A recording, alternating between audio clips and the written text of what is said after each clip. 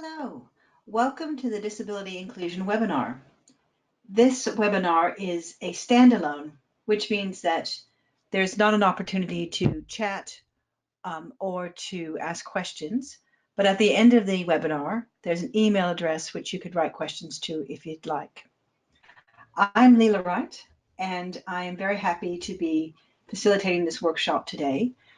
I have 20 years experience in disability in Australia, as well as working in the areas of mental health, aged care, and multicultural access in the community sector. Before I came to Australia, I worked in a migrant and refugee center in San Francisco. I'm particularly passionate about disability inclusion and the history of disability rights, and these are some of the things I'd like to share with you in this 1-hour webinar. You will each have come to this webinar with different experiences. Some of you may work in disability, have personal experience or family with disability, or you may have very little experience. I ask that you keep an open mind and perhaps jot down some questions and goals for the workshop, things that you'd like to clarify and know. And if by the end of the hour you haven't had your questions answered, please do feel free to write to us at the email provided at the end of the webinar. There are also 4 handouts included with this webinar. There is an article that predates the rollout of the National Disability Insurance Scheme, and it talks about institutionalized care, which you might find of interest. There is a guide to language, the way in which we speak about people with disabilities and conditions, and it's a helpful guide. And there's an article by a woman named Tiffany Carlson, and it's called How to Talk to a Person with Disabilities. She's a woman in a wheelchair, and she provides a very useful and simple guide, which may be of use to you. So why are you here? It's interesting to wonder why you might be here, to think about it.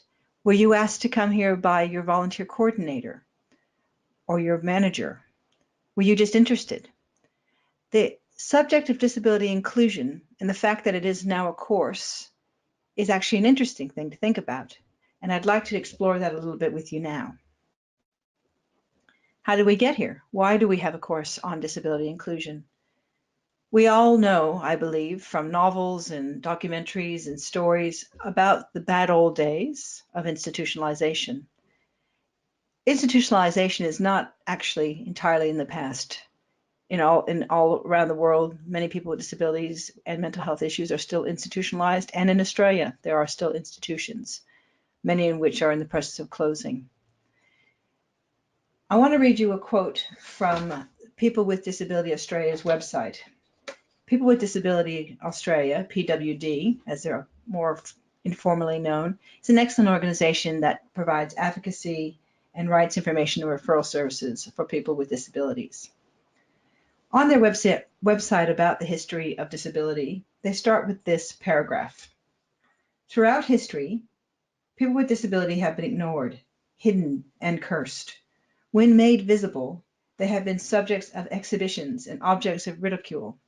Society has been, quote, dealing, end quote, with the, quote, problem, end quote, of people with disability by placing them in institutions or prisons, and by sterilizing women and girls as an acceptable treatment. This is the sad history, the sad foundation of disability services, if you could call them that, disability treatment, not just in Australia, but around the world. In Australia, after World War I and the return of many injured and disabled soldiers, the Australian government funded rehabilitation programs. And after World War II, these became the Commonwealth Rehabilitation Service, CRS, which many of you may remember. As a result of soldiers returning with disability became a little bit more visible in Australia, and more services became available to people with disabilities. Unfortunately, many of these services were also institutions. And that separation of people with disabilities lasted for quite a while. In the 1960s, 70s, and 80s, the disability rights movement began in the United States and the UK and in Australia. And 1981 was a pivotal year for the disability rights movement. It was named the International Year of the Disabled Person by the United Nations. And it became the beginning of a time where we were moving away from services and families and other people determining what happens to a person with disability, and the person with a disability having more and more of a role and a voice in their own services. Disability activism and advocacy became central, and a move away from medical services and medical professionals determining the life of a person with disability became more common. In 1986 in Australia, the Commonwealth passed the Disability Services Act, and this also began the movement away from institutionalization to more community care. In 1992, the Commonwealth of Australia passed the Disability Discrimination Act, and in 2008, the Australian government adopted and ratified the UN Convention for the Rights of Persons with Disabilities. This led to the National Disability Insurance Act in 2013. The NDIS, the National Disability Insurance Scheme, began really in 2010 when the Australian government asked the Productivity Commission to recommend options for a national disability service scheme that would enhance the quality of life and increase economic and social participation for people with disability and their carers. There were more than 1,000 submissions from people with disability, carers, and the disability sector, which informed the Productivity Commission's findings. The Commonwealth and state governments sought agreements to bring about the National Disability Insurance Scheme, and in 2013, the NDIS Act was passed. The NDIS trials began in July of 2013, and the scheme is still in the implementation process at the time of this webinar, with the hope that full national implementation of the NDIS will occur by 2020. The rollout, like all social changes, has not been perfect, but it has been a big change from institutionalized care where people were shut away and secluded to a person-centered service provision. And to uphold that inclusion of people with disabilities, New South Wales passed in 2014 the Disability Inclusion Act. And I suspect that it's that act that is the reason why many of you are tuning into this webinar now, because disability inclusion has now become legislated, and nonprofits and local government agencies all now have a very strong focus, and it's through legislation that that focus comes on ensuring that they meet the standards of the Disability Inclusion Act. As I mentioned, the disability rights movement began in the 60s, 70s, and 80s in the UK, in the US, and also in Australia. On your screen, you'll see a still from a documentary by Jenny London, which was called Defiant Lives, and there's a link there if you'd like to go and see where you might see this film. The disability rights movement, like all great social movements, started at the grassroots. It started with people with disabilities and their families, carers, and friends. And the core message and the tagline of the movement was nothing about us without us, which is a huge change from how things were, where others acted upon people with disabilities and made decisions for people with disabilities without conferring with them often. In the bad old days of institutionalization, which, as I said, is not entirely finished, there are still institutions in Australia today. They are devolving, closing, but they still exist. And there are still social services that are congregated, not the ideal models, but certainly much better. In institutionalizations, it was about congregated living, people with disabilities being segregated, hidden away from society, from their own families and communities. There was shame around it. And people had no personal privacy, no individuality, no personal property. And in these conditions, people with disability were denied the rights of citizenship. And this, for many, many decades, was considered normal. What underpinned the segregation of people with disabilities in the bad old days was what we now call the medical model. The medical model is a thought where, or a framework, a way of looking at disability, where the condition dominates the definition of the person. So a person with cerebral palsy is defined primarily as the condition, as being a disability. The focus is on other models of disability, frameworks in which we've looked at disability over the years, is the charity and tragedy model. You'll see this sometimes in fundraising, where a person in a wheelchair is looking despondent, and there's a story about that person to fundraise for an organization. This is looking at the person as an object of pity. Or the moral model, which was prevalent in this country as well, in other countries and other parts of the world, the idea that the person or their family is responsible for the disability, or in some way they've been cursed, and it's a karmic outcome. These ways of thinking are less prevalent, but unfortunately they still influence the way we all think and the way we perceive disability. I'd like you all to take a moment to challenge your own thinking about disability. Take a moment and just conjure in your mind the idea of a person with disability. What do you see? How do you see it? You might see an image of a person who is an object of pity, a person whose condition looks more problematic than yours. You might see a person who you consider inspirational, someone who can paint with their mouth or their toes. You might have an image of someone who did something that resulted in getting a disability, and you might have a feeling about that. All of these are reflections of the models of disability that we've all been sort of trained to look at the world, look at the lens of disability through. And it's interesting to consider this when you're working with people with disability and where you're coming from, and to be mindful of how that might influence how you interact with a person with disability. I'd like very much for you, when you have time, to go to YouTube or to the TED website and look at this video by Stella Young.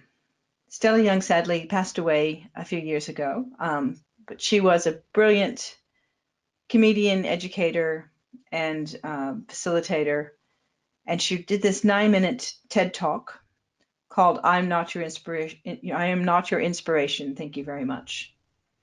In this talk, Stella talks about inspiration porn, that a very common way in which we see people with disability are in these inspirational posters where you see a person with a disability racing a race or overcoming some kind of challenge. And Stella acknowledges, though this is a well-meaning thing, a well-meaning place, there's something behind that.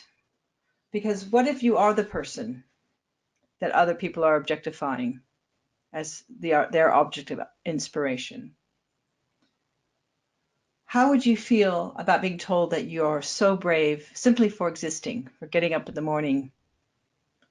How would you feel about being the one that other people feel luckier than?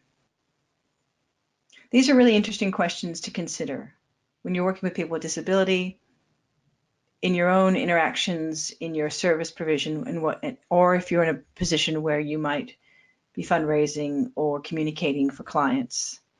How are you portraying people? Stella also talks about in this video the social model of disability, and that's now something I'd like to talk to you about. The social model of disability did come out of the disability rights movement and the International Year of People with Disability in the early 80s, this change in thinking, where rather than looking at the person with the disability as the problem, which is how it had been under the medical model and other models, under the social model of disability, disability is the result of the interaction between people living with barriers in the physical, attitudinal, communication, and social environment. So it's not the inability to walk up a flight of stairs, but the stairs that are inaccessible that keeps a wheelchair user from entering the building. So it's a shift in thinking. The person with a disability is not the problem. The barriers in that person's environment are the problem.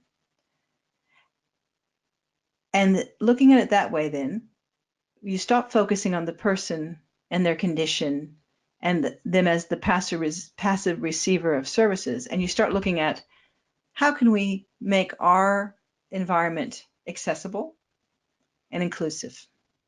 Sometimes it's things like tools, like communication aids, and sometimes it's things like attitude and looking at people in a different way, not necessarily as an object of pity or someone who's inspiring, but simply a person who, like you, has various things to overcome in their lives and providing those tools to allow that person to be engaged and included and to access what we all who are not disabled in a way that stops us from being involved are.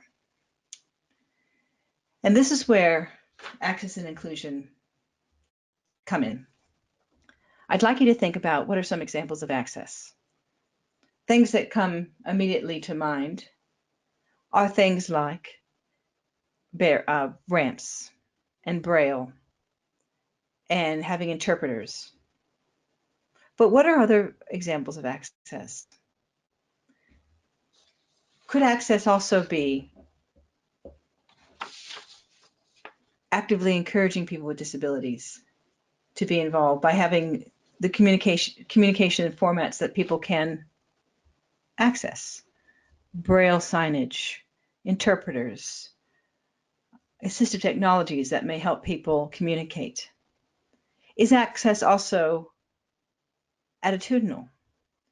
That you have staff who are trained to, rather than not speak to the person with a disability, but to the person with them, to learn to communicate with someone who may not communicate in a verbal way the way the rest of us do all the time, and the rest of us is not everyone, but someone who may communicate using a communication board on their wheelchair or an assistive technology, or may just use body language, facial expressions, that we take the time to engage and to learn to communicate with people in a range of ways. Is that a form of access? And inclusion is a similar thing. How do we include people? How do we have housing that's suitable for people and transport that people can use to get to and from work and education and social engagements? How do we provide employment opportunities for people with a range of disability? There's been a fantastic series on the ABC in recent times called Employable Me, looking at people with disabilities and employment, and looking at some employers who have changed the way they recruit and interview to include people with disabilities. And it's a very interesting program. For example, on that program, there was a gaming organization. They created games. And they needed people who had the attention to detail to watch a game and to see its flaws, or to test a game to see what flaws might be in the game. And rather than interviewing people in the traditional way, sitting down and asking them, what are your goals? Where do you see yourself in 5 years? Instead, they asked the people to solve a puzzle. So people with certain intellectual disabilities, which can also be capabilities like autism, were able to solve puzzles and to identify flaws in games, patterns, etc. Things that the rest of us don't have, depending on where we're at and where we are on whatever spectrum we may be on, may not have those skills. But people with autism, some people, have these areas, are really skillful in these areas. And these are skills that the employers needed. So that's another example of inclusion, is creating a recruitment system that will include the kind of people you actually want. Other types of inclusion, attitudes and behaviors.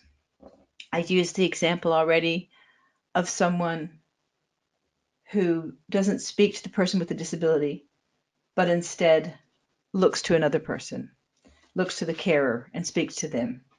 And this can be a daunting thing when you're speaking to someone with a disability whom you're not sure whether or not they're communicating verbally, if they have verbal communication in the same way that you may do. But you can communicate with anyone. And I think that the basis for all disability inclusion, outside of what terms to use and understanding the history and the legislation, what really is behind it all is respect and putting yourself in the shoes of a person with disability. How would you want to be treated if you were that person? How would you like to be communicated with if you were that person? Do unto others as you would have others do unto you. The golden rule. That's really the secret to social inclusion. And as volunteers or workers in this area, when in doubt, that's the question to ask yourself. How would I like to be treated in this situation if I'm not sure how to communicate to this person or what to say? Would I want them to ask me rather than make an assumption? Put yourself in that person's shoes. It always helps. There's a lot of things around language when you're working with people with disabilities where people get concerned about, what do I say? What words do I use? In the video with Stella Young that I mentioned before, Stella talks about disabled people, and she says, I use the phrase disabled people because I subscribe to the social model of disability. That's Stella's choice, and some people use disabled people. In Australia, generally, person with a disability is the preferred term, and that's the preferred term in many places. In the UK, disabled people is the preferred term. If you're concerned about it and you're working with a person with disability, listen to what they say, or ask them if you're not sure how that person wants to be referred to.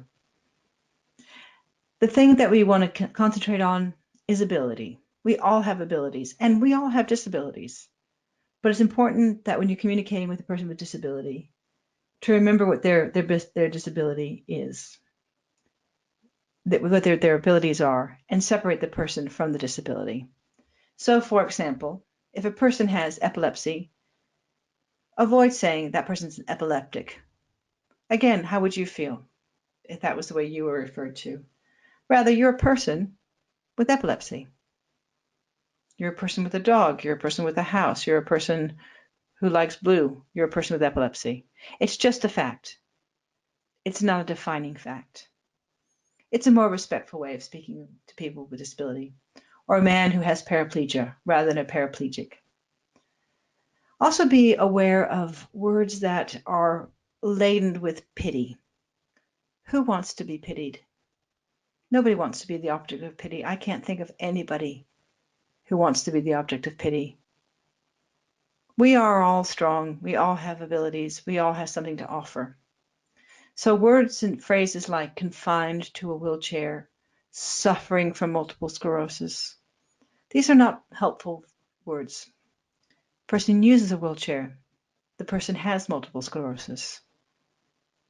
We all have things that we are overcoming, things that we have to adapt, we have to find adaptations for. That happens all through our lives. And really, a person with a disability is no different, but they might have more unique needs and ways that they need to be included and have access, and that's where we can be helpful. There's a lot of old-fashioned terms that older people may still use. There's no ill intent, but they are out of fashion in a terrible way, like abnormal, subnormal, challenge, defective, even blind and deaf. The preferred term would be vision impaired, or have a hearing impairment, have a vision impairment. Rather than being crippled or handicapped or spastic, physical disability. Often people see people with a physical disability and assume there's also an intellectual disability. Sometimes there is, sometimes there isn't. You don't know. Stephen Hawking, who died recently, was a well-known and world-renowned physicist who had a very profound physical disability and a soaring mind. So those assumptions, again, it's important. Even if someone is nonverbal, they can communicate, and they certainly understand. And don't think they don't. It may not be in the same way that you might. It may not be through words, but people understand and sense and know. So words like crippled, disabled, disadvantaged, defective. All of those are very good to leave behind. Some people use the words like steady Eddie, the word cripple, or people use those words, people with disability might apply them to themselves. That's okay if they do. It's probably not okay if you're not a person with disability to do, unless you have that person's permission. And again, you just put yourself in that person's shoes. There's also euphemisms like intellectually challenged, differently abled. Those are not preferred. People with disability generally prefer just to have just the facts, ma'am. I'm a person who uses a wheelchair. I'm a person who has multiple sclerosis. That's the way to do it. We also no longer refer to seizures as fits. That was a very common term, not common anymore. Handicapped is no longer used. There's a lot of terms that were once acceptable for intellectual disability, like retarded. Those are very outdated. So intellectual disability is preferred, and certainly an outdated term like invalid. Where there's a lot of stigma still, and when you think about it, it's actually quite shocking, the stigma around mental illness. And very commonly, people use words like crazy, insane, lunatic, mad. And younger people often use the word spastic, which used to refer to cerebral palsy. So these words at one time may have been the normal term. Mongol or Mongolism used to be the normal term for Down syndrome. It's not acceptable. Sometimes these terms, at the time that they were used, they were the term, and then through misuse and abuse, they become loaded terms. It's also important to recognize that nobody's normal. I'm certainly not normal. And normal as a term is very alienating. So a person has a disability or doesn't have a disability. Person without a disability, if you're distinguishing between a person who has a vision impairment and a person who is sighted, those are ways that you could do that. People also use schizophrenia, again, going back to mental illness, in the wrong way. Schizophrenia is a diagnosed mental health condition. It doesn't mean to be changing your mind all the time. It sounds very dramatic to say someone's paranoid schizophrenic. That's something that a doctor would diagnose. If a person has a mental health condition or is experiencing a psychotic episode, those would be the factual ways to describe that. Unless you know the person's condition, unless you're a clinician, best not to use terms like paranoid schizophrenia. In different disability organizations, there's different ways in which people who use the services are referred to. They might be referred to as clients or customers. Organization that I worked for a long time simply referred to the people with disability that we provided service to as people. People who we support. That's what we used to say. Unless that person is in a hospital, they're not a patient. It's good to remember, because the person is more than their condition. We are people first. And that medical model that we discussed earlier, that influences language in many ways, where people with mental health or disability could be referred to as patients. And unless that person's in a hospital for a specific reason, that would not be an appropriate term.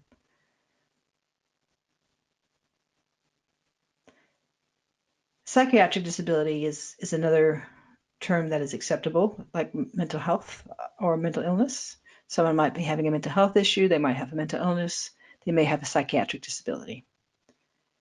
Again, you might want to take your cue from the person you're talking to.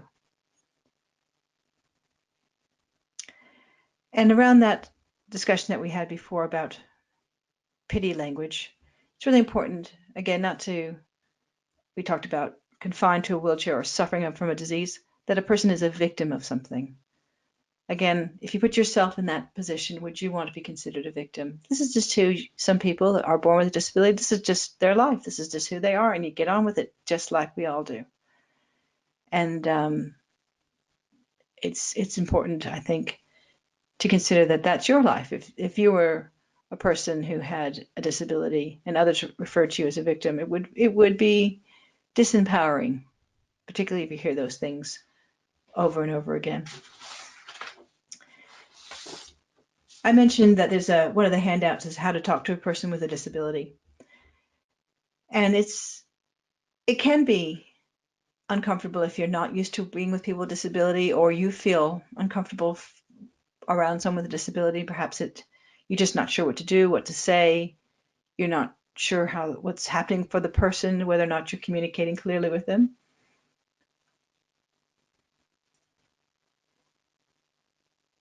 Sometimes people with disability experience seeing the stress that they cause in other people. And I suppose, again, it's going back to putting yourself in that person's shoes. If you're speaking to a person with disability, it's really good to avoid comments like "you're so inspirational," like I said that Stella Young talks about in her video. Stella talks about when she was a child growing up in a country town in Victoria, and she was one of many children, and her school nominated her for an award. And her parents said, well, that's very nice of you to nominate her for this award, but she doesn't really deserve it because she wasn't doing anything special. She was going to school. She was doing like all the other kids, but she wasn't doing or achieving anything outside the ordinary. But she was being nominated for an award by her school for being so inspirational, for being a person with a disability who got out of bed every day and went to school. And that was, she found, and her family found that unusual and a bit offensive. You don't want to be considered inspirational because you get about and do your life. Simply living their lives, a person with a disability, that's all they're doing. That's no more inspirational than you, me, or someone else who may or may not have a disability. It's also tempting, and I perhaps could acknowledge that I've been guilty of this, of talking louder to a person with a disability. If you don't know whether or not that person is understanding you, if that person is verbal or nonverbal, you may find yourself, or maybe you're just uncomfortable, you may find yourself talking louder. So just be aware of that when you're speaking to a person with disability. Another thing that a lot of us, particularly people who volunteer or who work in the community sector, we want to help. And we may see a person with a disability and jump in and start helping them. I actually have done this, and it was a terrible thing. I interrupted a man with a vision impairment at a train station and started to offer to help him. And I confused him. He knew where he was going. He was using a cane. He was getting to his location. And because I screwed him up, I had to help him. Ask before helping. I interrupted this man, got right in his face. Look for the right moment. Say, excuse me, is there anything I can do for you? If the person looks like they need help. I made that mistake. That man did that trip to the train station every day. He knew exactly what he was doing. He didn't need my help. So it may be hard to resist. But if you see someone who looks like they're struggling or looks like that they could use some help, ask before helping. Another thing that's very easy to do, and I've done this one as well, is when you're talking to someone in a wheelchair, there's two things that are tempting. One is to lean on that wheelchair as you're talking to the person, or as I've done, I find it uncomfortable not to be eye to eye to the person I'm talking to, so I start crouching down lower and lower and lower. Don't do that.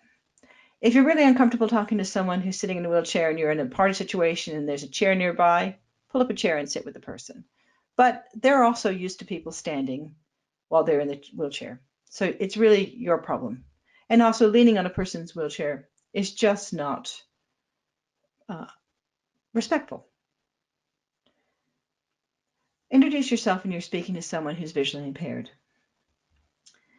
People with visual impairment have lots of ability to hear voices, know what's happening. They may have various tools like a guide dog, but they're not going to remember you every time. So just when you're going up to someone, make sure you're introducing yourself and making yourself known.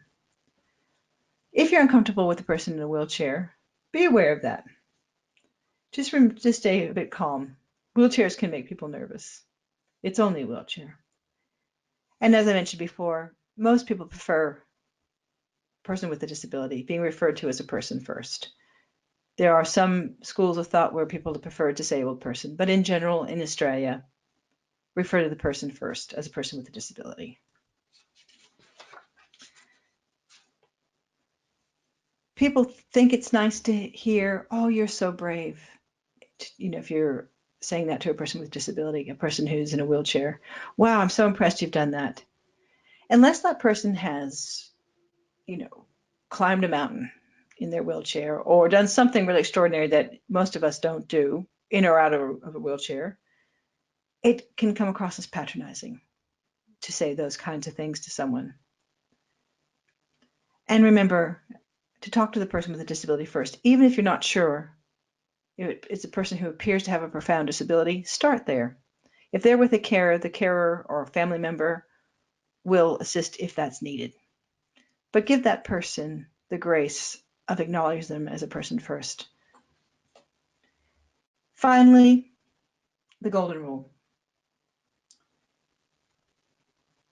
Do unto others as you would have them do unto you.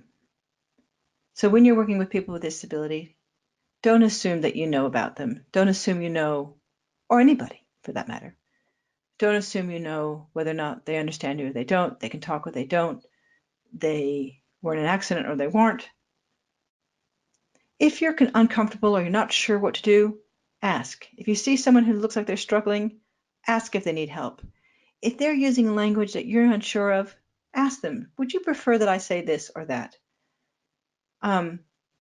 If you feel that there's something more you could do for them and you're not sure what that is, ask. In my work experience, I worked with many people who had profound disability, who were nonverbal. And something I learned is that everybody communicates and everybody understands in their own way. Everyone is communicating all the time.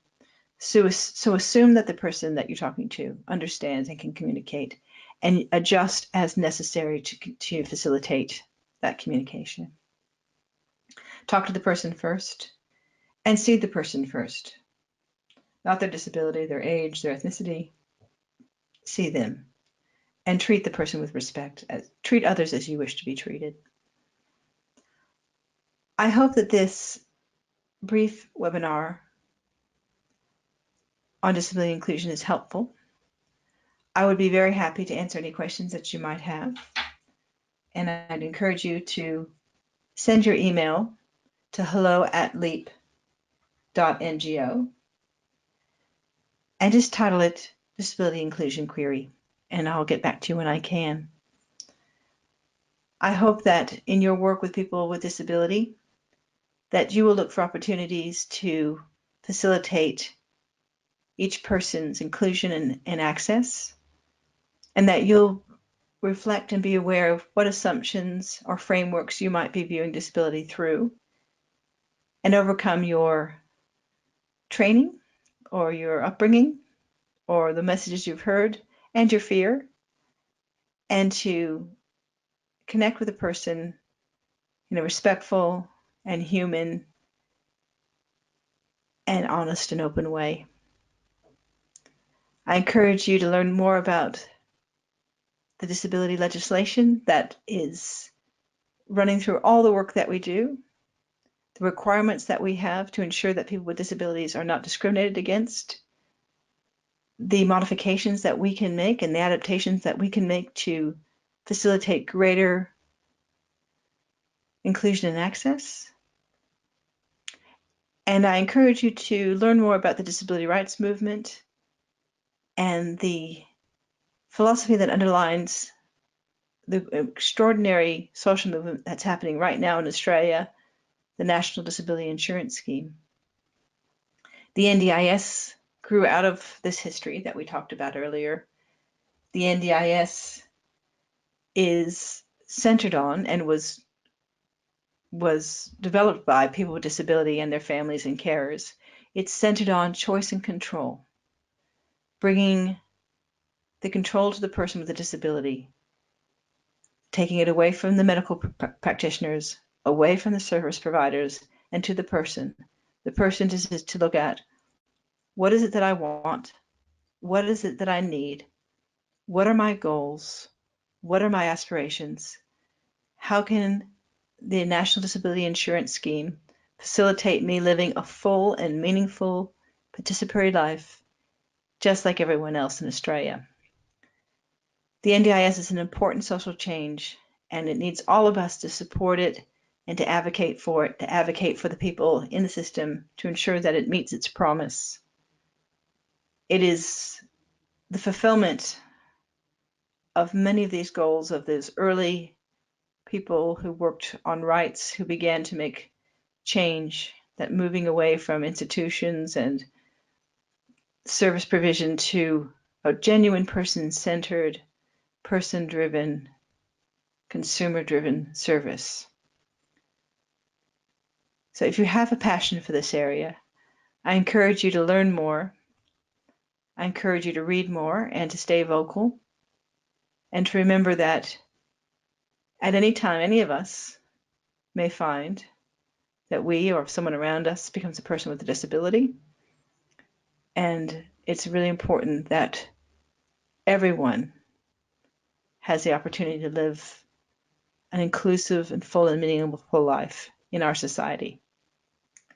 I thank you very much for your attention. I look forward to your questions. Thank you.